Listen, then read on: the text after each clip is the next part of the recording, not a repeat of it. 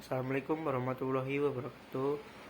Perkenalkan, nama saya Angga Rohmat Edi Saputra dengan NPM 243110003 kelas SI 24A.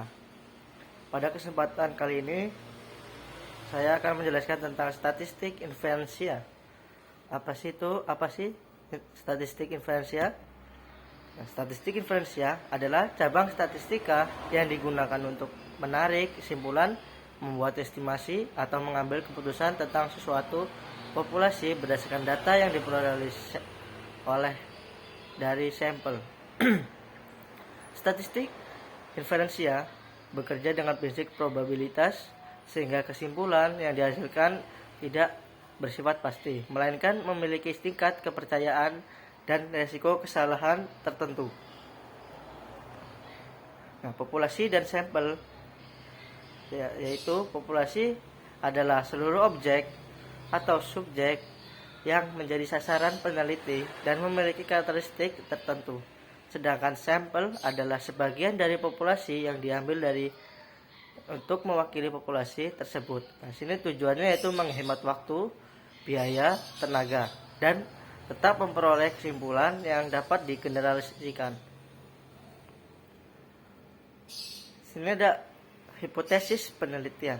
Sini ada dua jenis hipotesis, yaitu pertama hipotesis nol atau H0.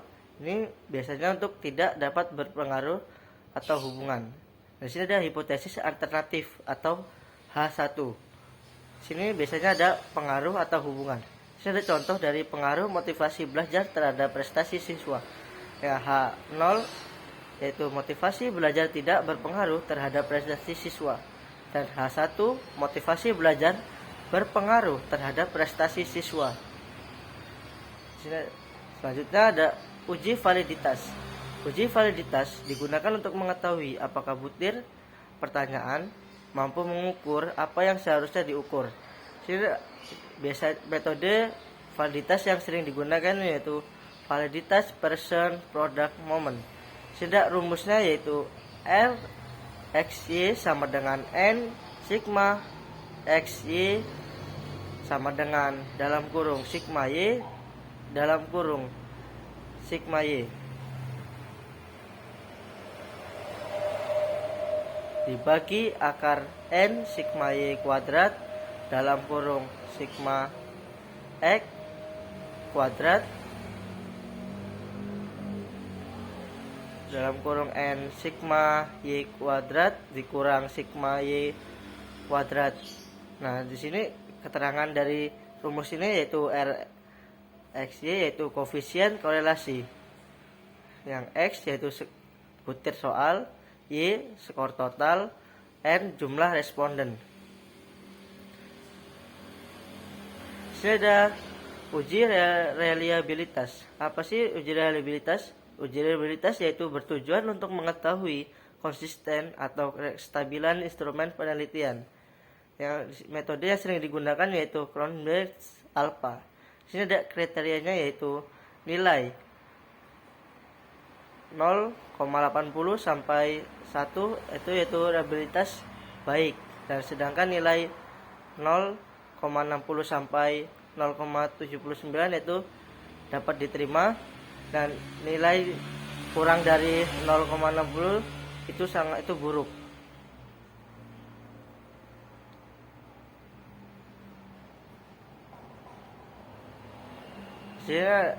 Selanjutnya ada analisis korelasi. Apa sih analisis korelasi?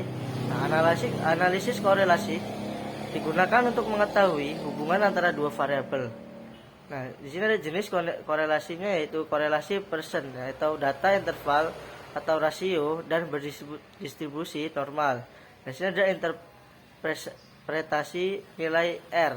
Nah, nilai 0 sampai 0,19 yaitu sangat rendah, 0,20 sampai 0,39 itu rendah, 0,40 sampai 0,59 itu sedang, 0,60 sampai 0,79 itu kuat, dan 0,80 sampai 1 itu sangat kuat.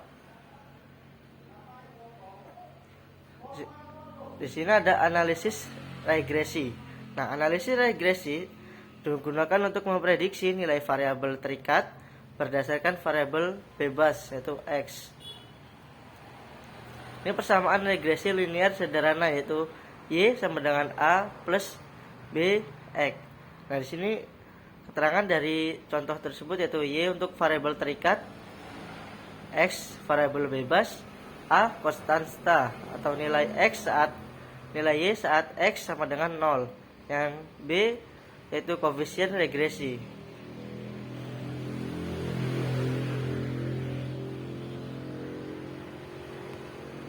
Oke, yang terakhir itu kesimpulan dari semua materi yang saya sampaikan barusan, yaitu statistika inferensia digunakan untuk menarik kesimpulan dari sampel terhadap populasi melalui pengujian hipotesis. Instrumen penelitian harus memenuhi syarat valid dan reliable yang dapat diuji menggunakan Pearson product moment untuk validitas dan Cronenberg alpha untuk reliabilitas. Nah, selanjutnya analisis korelasi digunakan untuk mengetahui hubungan antar variabel, sedangkan analisis regresi digunakan untuk mengetahui dan memprediksi pengaruh variabel bebas terhadap variabel terikat. Dengan penerapan yang tepat, statistika inferensia membantu menghasilkan kesimpulan penelitian yang akurat dan ilmiah. Nah, mungkin itu saja yang bisa saya sampaikan. Terima kasih telah menonton. Saya akhiri. Wassalamualaikum warahmatullahi wabarakatuh.